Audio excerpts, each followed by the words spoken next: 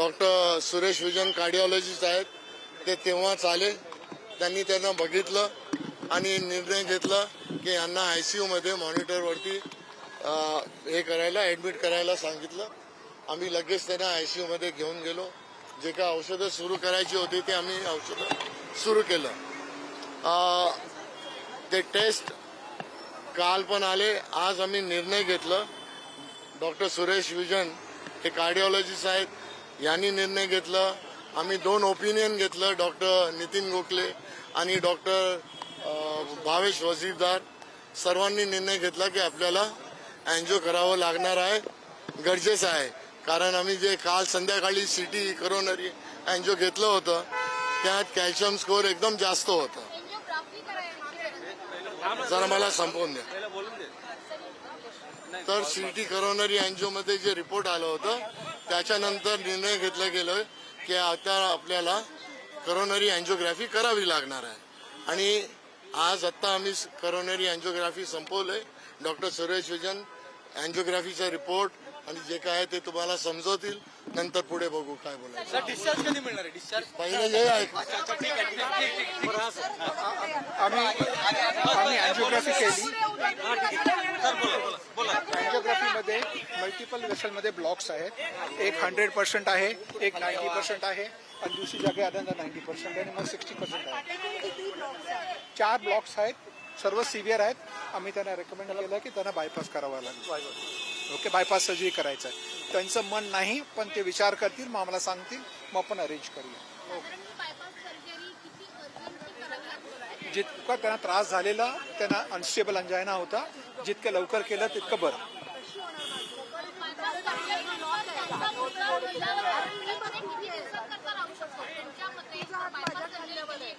Bypass केलं तर बायपासच्या नंतर करीबन 7 दिवस तर राहतात हॉस्पिटलमध्ये. डिस्चार्ज कधी करणार? नाही, त्यांना निर्णय घेऊ द्या काय करायचं. एक बायपास केलं तर मग आम्ही सर्जनला बोलावणार, मग अरेंज करणार. तर 10-15 दिवस लागणार आहे. त्यांना 15 वर्षापूर्वी 2 स्टेंट लावलेले ब्रिचकंडी हॉस्पिटलमध्ये. ते स्टेंट बरे आहे, तिकडे काही प्रॉब्लेम नाही.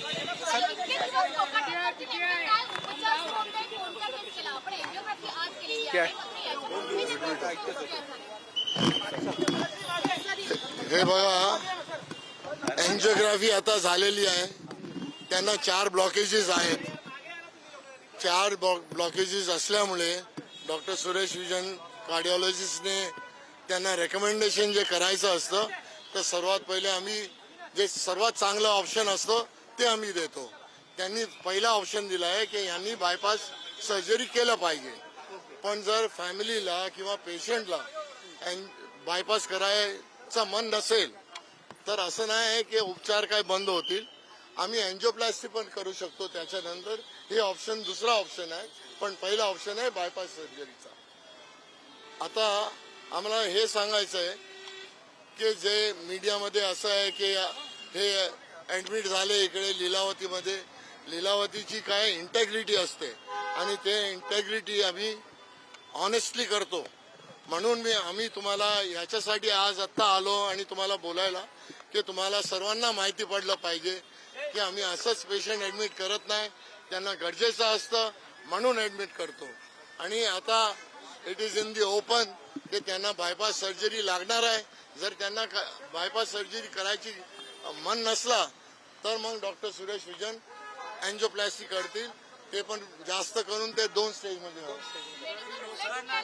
So now I have spoken in Marathi. We'll speak in Hindi. आप जरा रुकेंगे? आप ही बात करेंगे, दूसरों को तो बात करने दो ना. अच्छा, अभी जो भी पूछना है इनसे पूछो कार्डिया के बारे में. दो दिन पहले आए थे, क्या हुआ है, कितना ब्लॉकेज है, क्या ऑप्शन दिए? 2 दिन से उसके ऊपर क्या ट्रीटमेंट हुआ? अच्छा, 2 दिन पहले लीलावती के कैजुअलिटी में आए. उनको सांस लग रही थी. उनका ब्लड प्रेशर काफ़ी हाई था, 220-110 ब्लड प्रेशर था. उनका हार्ट रेट 115 था. रेस्पिरेटरी रेट 28 था. ऑक्सीजन 98% था.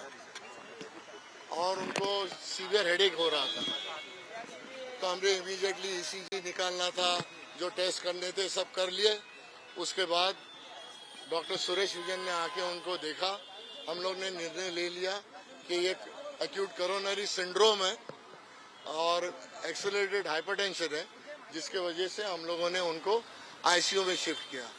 आईसीयू में शिफ्ट होने के बाद डॉक्टर सुरेश विजन ने जो मुझ टेस्ट करवाने थे वो करवा लिए। उसके बाद जो दवाइयाँ देनी थी वो भी दवाइयाँ शुरू की। फिर उन्होंने कार्डियोलॉजिस्ट होने की वजह से उन्होंने जो टेस्ट करवाए वो डॉक्टर सुरेश विजन खुद बताएंगे आपको। जब वो आए थे उनके ब्लड टेस्ट किए थे, ट्रोपोनिन जो कार्डियक टेस्ट है वो स्लाइटली एलिवेटेड था, कार्डियोग्राम में थोड़े से चेंजेस थे, इसलिए हमने उनको आईसीयू में एडमिट करके उनको इंट्रावेनस ट्रीटमेंट चालू किया और उससे वो सेटल हो गए। फिर हमने 2D एको किया जो कि नॉर्मल था, और फिर बोला कि ये सब हुआ है, स्टेंट लगे हैं, तो एक सीटी एंजियो करके देखा है।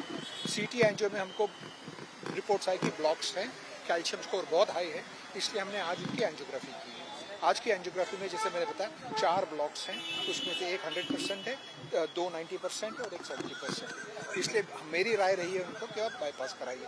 अब वो कराने में इतना इंटरेस्ट नहीं रख रहे, विच इज चॉइस, बट मैंने कहा कि आप सोचिए, विचार करो फैमिली के साथ, फिर हमें बताइए क्या करना है, अकॉर्डिंगली फिर हम प्लान करके उनका बाईपास या एंजियोप्लास्टी जो करना है करेंगे। उनसे भी आपसे बात कुछ हुई है सर आप लोगों ने?